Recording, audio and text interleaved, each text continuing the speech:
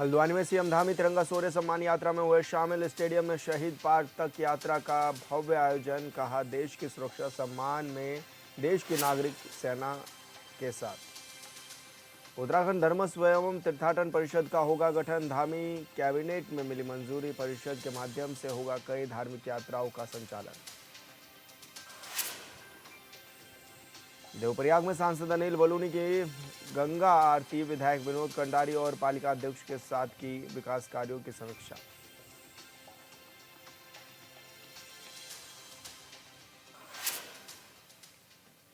नमस्कार, hornbill TV देख रहे हैं आप। मैं हूं आपके साथ विशाल गर्ग। खबरों की शुरुआत करेंगे बड़ी खबर से। उत्तराखंड धर्मस्व और तीर्थाटन परिषद को मंजूरी। धामी कैबिनेट से मिली मंजूरी।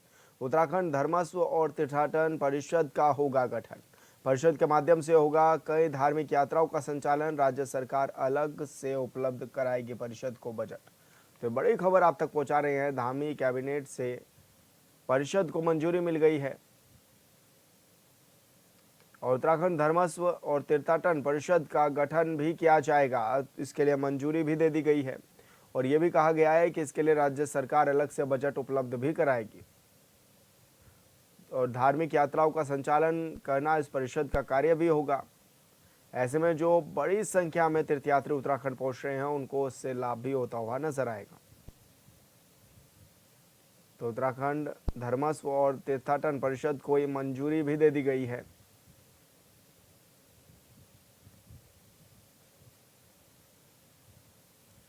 और संवाददाता अमित रतूड़ी हमारे साथ फोन लाइन पर जुड़ गए हैं। अमित, क्या कुछ जानकारी मिल रही है, किस तरह की तैयारियां हैं इस परिषद के माध्यम से?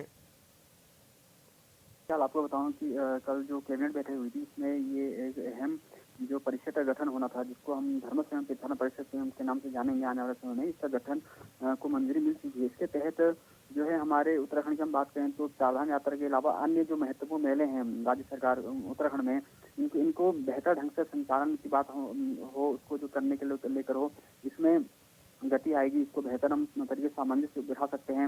इस अगर आप खासतौर पर बात करें तो जो धर्म एवं तीर्थाटन परिषद है, इनके पास जो चारधाम यात्रा के इतर जो हम बात करें तो नंदादेवी राजयात यात्रा होती है, आदि कैलाश यात्रा होती है। इसके साथ अन्य प्रमुख जो धार्मिक यात्रा है उनकी जिम्मेदारी रहेगी। तो इसके साथ साथ जो है बेहतर परिवहन की व्यवस्थाओं के लिए जो है सड़क हो, रेल हो, वायु सेवा, ये सारी सुविधाएं उत्तराखंड में हैं। इनको इस कारण से इन जो मेले हैं, तीर्थयात्री हैं, श्रद्धालुओं की जो प्रत्याशित वृद्धि जो होती है यहाँ पर, उसको ध्यान रखते हुए इस परिषद का गठन किया गया है। और जिसका ड्राफ्ट जो है कुछ रोज पूर्व ही अगर बात करें तो मुख्य सचिव आनंद वर्धन ने तैयार कर लिया था, जिसको कि कल धामी कैबिनेट ने मंजूरी दे दी है। कहीं ना कहीं इस और खासतौर पर बड़ी बात यह है कि इस धर्म एवं तीर्थाटन परिषद के लिए अलग से बजट का आवंटन किया जाएगा। बजट अलग से इसके लिए नियुक्त होगा और इसमें जो है हम बात करें तो परिषद के तहत धार्मिक यात्राओं एवं मेलों के प्रबंधन को बेहतर इंतजाम किया जाएगा। धार्मिक यात्राएं हम बात करें, मेलों की बात करें तो इनको हम बेहतर इन्हें किस तरह से मूलभूत अवस्थापना हम विकसित कर सकें, इनको लेकर जो है एक इसमें तेजी आएगी। तो कहीं ना कहीं एक महत्वपूर्ण और काफी अहम ये परिषद का जो गठन किया गया है, काफी अहम और सराहनीय कदम कहा जा सकता है धामी कैबिनेट का। लेकिन इससे कितना फायदा होता हुआ राज्य में नजर भी आएगा अमित? जी देखिए, निश्चित तौर पर अगर हम बात करें तो जिस तरीके से तीर्थयात्री हम बात करें या पर्यटक बात करें, जिस तरीके से उत्तराखंड को पर्यटन प्रदेश कहा जाता है और जिस तरीके से यहाँ पर लगातार तीर्थयात्रियों का हुजूम हो, पर्यटकों को हुजूम हो, वो लगातार हर साल दिन प्रतिदिन बढ़ता जाता है और उसमें कई बार अव्यवस्थाएं देखने को मिलती हैं। इन्हीं सब चीजों को दूर करने के लिए इस परिषद का गठन किया गया है और जो इन चीजों को लेकर जो है क्या क्या बुनियादी सुविधाएं उन क्षेत्रों में या उन तीर्थ स्थलों पर होनी चाहिए, उसको लेकर कवायद तेज की जाएगी, ताकि जो यहाँ पर तीर्थयात्री आए या पर्यटक जो घूमने आते हैं उनको बेहतर सुविधाएं मुहैया हो सकें। क्योंकि हमने देखा है चारधाम यात्रा में कई बार अव्यवस्थाएं देखने को मिलती हैं, क्योंकि वहाँ पर कई इस तरीके के धर्म हम बात करें परिषद का कोई गठन नहीं हुआ था और लेकिन परिषद का गठन होने से चारधाम यात्रा के साथ साथ जो अन्य यात्रा है, नंदादेवी यात्रा हो, आदि कैलाश यात्रा हो, कैलाश मानसरोवर जो यात्रा है जो लिपुलेख से होती है, बात करें वहाँ से जाती है। अगर हम बात करें तो कुमाऊं में कई सारी तीर्थ स्थल हैं, वहाँ पर जो सुविधाएं हैं वो कुछ अगर कम होंगी तो उनको बेहतर बनाया जा सकता है। इसका रोड कनेक्टिविटी जहाँ पे खराब है वहाँ पे अच्छी रोड कनेक्टिविटी की जाएगी। जहाँ पे टेलीकॉम की हम बात करें वहाँ पर बेहतर किया जा सकता है। कुल मिलाकर हम लबोलवाब देखें तो इंफ्रास्ट्रक्चर को बेहतर किस तरह से किया जा सकता है, इसके ऊपर इस परिषद का काम होगा। उसको गठन जो परिषद गठन की गई है इस इसका काम यही होगा कि हम सुविधाओं किस तरीके से हम तीर्थयात्रियों को या पर्यटकों को हम मुहैया करा सकें, ताकि वो यहाँ पे आएं और वो अच्छा संदेश लेके अपने अपने अपने राज्यों में पहुंचे। बिल्कुल अमित, बहुत शुक्रिया आपका तमाम जानकारी साझा करने के लिए। उत्तराखंड के मुख्यमंत्री पुष्कर सिंह धामी हल्द्वानी शहर के मिनी स्टेडियम से शहीद पार्क तक निकलने वाले तिरंगा शौर्य सम्मान यात्रा में पहुंचे, जहां तिरंगा लेकर हजारों लोगों के साथ सीएम ने इस तिरंगा यात्रा का शुभारंभ किया। यह यात्रा हाल ही में भारतीय सशस्त्र बलों द्वारा सफलतापूर्वक चलाए गए ऑपरेशन सिंदूर की ऐतिहासिक विजय को समर्पित की जा रही है। इसके बाद तिरंगा शौर्य सम्मान यात्रा के कार्यक्रम में सीएम शिरकत कर जनता को संबोधित भी उन्होंने किया है। ये यात्रा इस बात का प्रतीक है कि आज आदरणीय प्रधानमंत्री श्री नरेंद्र मोदी जी के नेतृत्व में हमारे सेना के जवान, अगर एक गोली आती है आतंकवादियों की, अलगाववादियों की, जिहादियों की, या सीमा पार से दुश्मन की गोली आती है, तो दुश्मन की एक गोली का जवाब देने के लिए अब इंतजार नहीं करते हैं, किसी आदेश की प्रतीक्षा नहीं करते हैं भाइयों बहनों, बल्कि सेना के जवान गोली का जवाब गोलों से देने का काम करते हैं, गोली का जवाब तोप से देने का काम करते हैं, गोली का जवाब सीमा पार उनके आतंकी अड्डों को नेस्तनाबूद करके, नष्ट करके देने का काम करते हैं। ये यात्रा इस बात का प्रतीक है कि हम आतंकिस्तान को मुंहतोड़ जवाब देने के लिए हरदम तैयार हैं। आज पूरे देश के अंदर जिस प्रकार से लोगों का सैलाब आ रहा है, हर एक जन गण मन आज इस तिरंगा शौर्य सम्मान यात्रा में शामिल हो रहा है, वो इस बात का प्रतीक है कि पूरा भारत एकता के साथ आतंकवाद के खिलाफ, दुश्मनों के खिलाफ एकजुट होकर मुंहतोड़ जवाब देने के लिए हर समय तैयार है। भाइयों बहनों, जहां आज हमारी सामरिक शक्ति बढ़ी है, सेना की शक्ति बढ़ी है, उसी का परिणाम है कि पाकिस्तान की सेना ने हमारे यहाँ हजारों की संख्या में ड्रोन भेजे, फाइटर जेट भेजे, मिसाइलें भेजी, लेकिन एक भी फाइटर जेट कोई निशाना नहीं साध पाया, एक भी मिसाइल हमारे यहाँ नहीं आ पाई, एक भी ड्रोन हमारी धरती पर नहीं उतर पाया। भाइयों बहनों, सारे के सारे आकाश में ही नेस्तनाबूद कर दिए गए, बेअसर कर दिए गए। ये हमारी जो सैन्य शक्ति बढ़ी है, भारत जिस प्रकार से मजबूती के साथ खड़ा है, ये उसका प्रमाण है। और उससे बड़ा प्रमाण हमारी ताकत है, हमारे देश की एकता। हर एक धर्म के लोगों ने ऐसे समय में आगे आकर देश की एकता और अखंडता को मजबूत करने का काम किया है। भाइयों बहनों, आज तिरंगा यात्रा में उमड़ी ये भीड़ इस बात का भी प्रमाण है, जब बात राष्ट्र की सुरक्षा की, सम्मान की आती है, तब देश का प्रत्येक नागरिक अपने जवानों के सम्मान में एकजुट हो जाता है। भाइयों बहनों, आदरणीय प्रधानमंत्री श्री नरेंद्र मोदी जी के नेतृत्व में सेनाओं के द्वारा चलाया गया ऑपरेशन सिंदूर की सफलता ने हर एक भारतवासी का सीना गर्व से चौड़ा कर दिया। भाइयों बहनों, आप सभी को अच्छी तरह याद है 22 अप्रैल को पहलगाम में हुए आतंकी हमले में आतंकवादियों ने किस प्रकार से धर्म पूछकर निर्दोष सैलानियों की, निर्दोष पर्यटकों की नृशंस हत्या की थी। पहलगाम में हुए इस हमले ने एक बार फिर यह साबित कर दिया कि आतंकवाद को जड़ से खत्म करना अत्यंत आवश्यक है, अत्यंत जरूरी है। भाइयों बहनों, इस हमले के बाद पूरा देश आतंकवाद को जड़ से समाप्त करने के लिए एकजुट होकर निर्णायक लड़ाई की मांग कर रहा था, और जनता की जो इच्छा थी वही इच्छा हमारे देश के प्रधानमंत्री श्री नरेंद्र मोदी जी की भी थी। और पहलगाम में हुए कायरतापूर्ण आतंकी हमले का मुंहतोड़ जवाब देने के लिए 7 मई को रात को आदरणीय प्रधानमंत्री नरेंद्र मोदी जी के नेतृत्व में हमारी सेनाओं ने अभूतपूर्व कार्रवाई करते हुए ऑपरेशन सिंदूर के अंतर्गत पाकिस्तान के आतंकवादी अड्डों को नेस्तनाबूद कर दिया। भाइयों बहनों, उनको मिट्टी में मिला दिया, और सीमा इस पार नहीं बल्कि सीमा के उस पार और उनके घर में घुसकर 100 से अधिक आतंकवादियों को मौत के घाट उतार दिया। भाइयों बहनों, ऑपरेशन सिंदूर ने एक बार फिर यह साबित कर दिया कि भारत पहले किसी को छेड़ता नहीं है, और अगर कोई भारत को छेड़ता है तो उसे किसी सूरत में छोड़ता भी नहीं है। भाइयों बहनों, हमारी सेनाओं ने अद्वितीय संयम, रणनीति और पराक्रम का परिचय देते हुए आतंकी अड्डों को तबाह करने के साथ आतंकवादियों को मार गिराया। इसके साथ ही दुश्मन के महत्वपूर्ण सैनिक अड्डे भी हमारी वायुसेना के जवाबी हमले में ध्वस्त कर दिए गए। ऑपरेशन सिंदूर के तहत की गई इस निर्णायक कार्रवाई ने आतंकिस्तान को एक बार फिर से बता दिया, भारत पर उठने वाली हर नापाक नजर अब उसके सर्वनाश का कारण बन सकती है। भाइयों बहनों, उत्तराखंड वीर भूमि है, उत्तराखंड देवभूमि है, और उत्तराखंड के प्रत्येक परिवार से, कोई सेना में है, कोई पैरामिलिट्री फोर्स में है, देश की सीमाओं की रक्षा में उत्तराखंड का हर पांचवा, देश का हर पांचवा जवान में से एक जवान देवभूमि उत्तराखंड का है, वीर भूमि उत्तराखंड का है। और हमारे वीर सैनिकों ने हमेशा सभी युद्धों में अपनी जो बहादुरी है, अपनी देश के लिए राष्ट्रभक्ति है, उसको सिद्ध किया है। हमने हमेशा माना है देशभक्ति सर्वासु भक्ति सुश्रेष्ठा, अर्थात देशभक्ति सभी प्रकार की भक्तियों से सर्वश्रेष्ठ है। भाइयों बहनों, आप सभी जानते हैं, मैंने कहा कि हर घर में सैनिक है, और मुझे भी सौभाग्य मिला, मैं भी एक सैनिक का पुत्र हूं। इसलिए जब भी मैं इस प्रकार के कार्यक्रमों में सम्मिलित होता हूं तो सच में गर्व से सीना चौड़ा हो जाता है।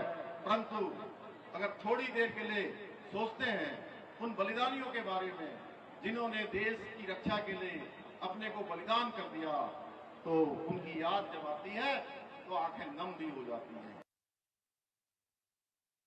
देवप्रयाग विधानसभा क्षेत्र में गंगा आरती के बाद अनिल बलूनी ने स्थानीय विधायक विनोद कंडारी और देवप्रयाग नगरपालिका अध्यक्ष ममता देवी के साथ कई विकास कार्यों की समीक्षा की है।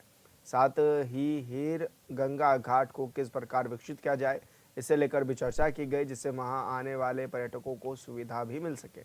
सांसद अनिल बलूनी ने बताया है कि वो गंगा की उद्गम स्थली और इस घाट को काशी और हरिद्वार के जैसे विश्व मानचित्र पर स्थापित करने के लिए वो हर तरह के प्रयास करेंगे। नमस्कार। तो आज माननीय विधायक जी और माननीय सांसद जी हमारे गंगा स्थल पर आए हैं। उन्होंने गंगा आरती की है। गंगा संगम पे उन्होंने 6 बजे के समय आरती की है, और यहाँ पर भाजपा कार्यकर्ताओं ने भी मिलकर उनके साथ आरती की है। उन्होंने क्षेत्रवासियों से भी बातचीत की है, उनकी समस्याओं को सुनकर उनकी समस्याओं का समाधान करने का भी आश्वासन दिया है।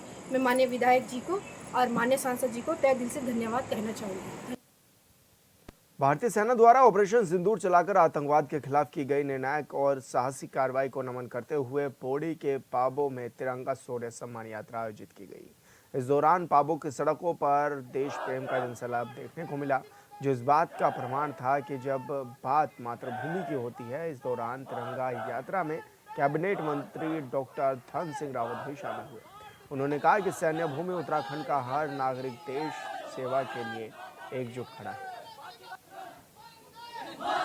सिंदूर में हमारी सेना ने अदम्य साहस का जो परिचय दिया है, आज पूरे भारतवर्ष में हमारे सभी लोग जो है तिरंगा शौर्य यात्रा का आयोजन किया जा रहा है। इसी परिप्रेक्ष्य में आज हमने पाबो में भी सैकड़ों लोगों ने इस तिरंगा यात्रा में भाग लिया है। मैं कह सकता हूँ कि ये भारत की सैन्य शक्ति है, और मैं अपने जवानों का बहुत बहुत धन्यवाद देना चाहता हूँ कि उनके अदम्य साहस के कारण आज पाकिस्तान जो है पीछे हटा है और पूरा भारत आज सुरक्षित है। मैं देश के प्रधानमंत्री जी को भी इस अवसर पर बहुत बहुत धन्यवाद देना चाहता हूँ। रानीपुर पुलिस ने शिवालिक नगर स्थित होटल डिग्लैक्स में छापेमारी कर जुआ खेल रहे गाजियाबाद, बुलंदशहर और मेरठ के 9 जुआरियों को रंगे हाथ गिरफ्तार किया है। पुलिस को होटल के कमरे से 2,19,700 रुपये नगद और ताश की 2 गड्डियां मिली हैं। पूछताछ में खुलासा हुआ है कि होटल मैनेजर सुरेश रावत की मिलीभगत से ये जुए का धंधा चल रहा था, जिसे भी गिरफ्तार कर लिया गया है। सभी आरोपियों पर जुआ अधिनियम की धाराओं में मुकदमा भी दर्ज किया गया है, जिन्हें न्यायालय में भी पेश किया जा रहा है।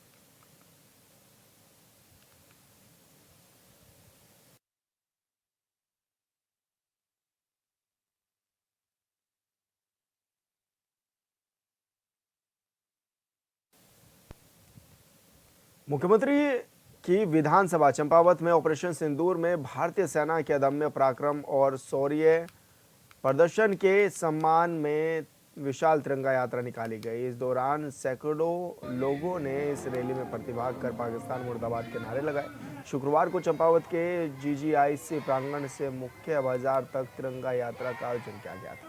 इस दौरान इस यात्रा में बीजेपी के कार्यकर्ता के साथ ही पूर्व सैनिक संगठन और स्कूली बच्चों और महिलाओं ने भी बढ़ चढ़कर हिस्सा लिया था।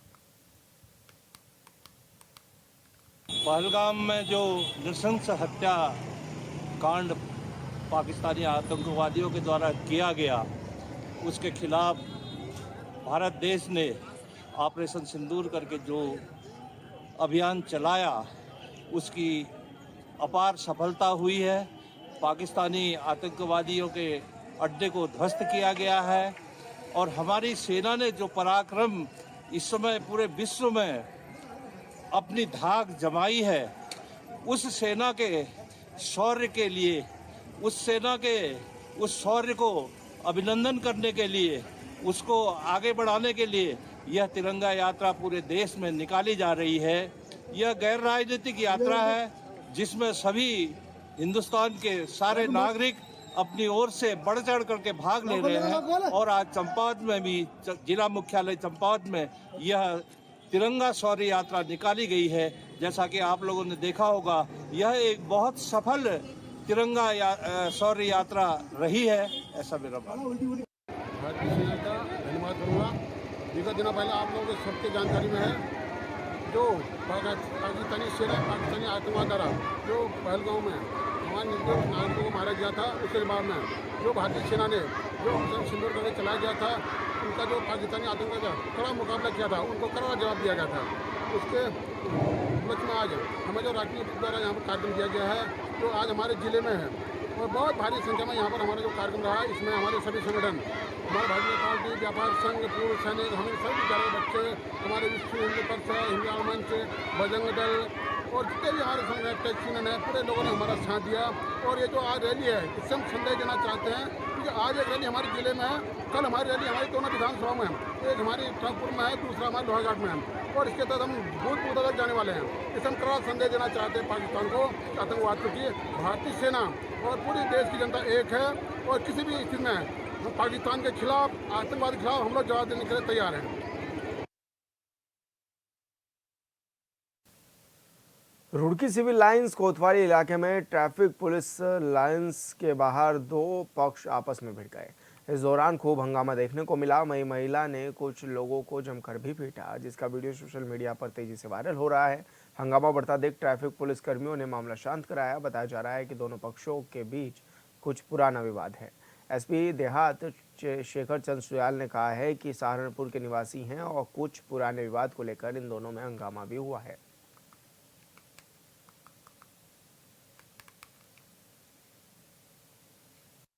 हाँ, ट्रैफिक लाइन के बाहर वो आपस में ही था, उनका बताते हैं वो पहले भी झगड़े थे, कुछ सहारनपुर के लोग थे, गाड़ियों को लेके कुछ इश्यू था उनका, तो मेरे पास आए थे। मैंने रुड़की थाने में भेजा हुआ उनका, वहाँ पर उनकी पूरी जांच चल रही, उनके बयान लेकर के जो आगे लीगल कार्रवाई बनेगी, कौन उसमें दोषी कौन विक्टिम, वो चीज़ें तय की जाएंगी।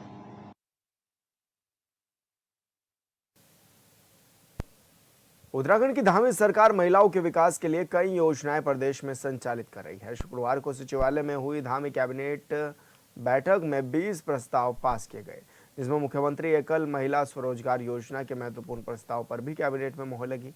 सरकार का दावा है कि इस योजना से निराश्रित और एकल महिलाओं के जीवन स्तर में सुधार आएगा और वो सशक्त और आत्मनिर्भर बन सकेंगी। उधर विपक्ष ने कहा है कि सरकार सिर्फ बात करती है, धरातल पर कुछ होता नहीं। सबसे पहले ये समझना जरूरी है कि मुख्यमंत्री एकल महिला स्वरोजगार योजना क्या है और इससे कैसे महिलाओं के जीवन स्तर में क्रांतिकारी बदलाव आ सकेगा। दरअसल इस योजना के तहत ऐसी महिलाएं 2 लाख रुपए तक का लोन लेकर स्वरोजगार शुरू कर सकती है। योजना के तहत उन्हें इस राशि का 75% या 1.5 लाख रुपए सब्सिडी के रूप में दिए जाएंगे। इस धनराशि का वहन सरकार करेगी। ये योजना निराश्रित एकल महिला को उद्यमी बनाने की योजना है, जिसके तहत पहले वर्ष में 2000 महिलाओं का लक्ष्य रखा गया है। इसके तहत कृषि, बागवानी, मत्स्य पालन, ब्यूटी पार्लर आदि का काम किया जा सकता है। इसके लिए अभी 30 करोड़ रुपए का बजट तैयार किया गया है। मुख्यमंत्री एकल महिला स्वरोजगार योजना है। इसमें 2 लाख रुपए तक की अधिकतम धनराशि की कार्य योजनाएं स्वीकृत की जाएंगी। प्रतिवर्ष 2000 महिलाएं इसमें लाभान्वित होंगी और पहले साल में हमने 30 करोड़ रुपए का प्रोविजन रखा है, क्योंकि 1.5 लाख रुपए हम सब्सिडी देना है। 1.5 लाख को आप मल्टीप्लाई 2000 से करेंगे तो 30 करोड़ आता है। वहीं मुख्यमंत्री एकल महिला स्वरोजगार योजना को कैबिनेट से मंजूरी मिलने पर महिला सशक्तिकरण और बाल विकास मंत्री रेखा आर्य ने इसे महिलाओं के उत्थान के लिए बड़ा कदम बताया। उन्होंने सीएम धामी का आभार जताते हुए कहा कि आने वाले समय में इस योजना से एकल महिला स्वावलंबी बन सकेंगी और सशक्त बन सकेंगी।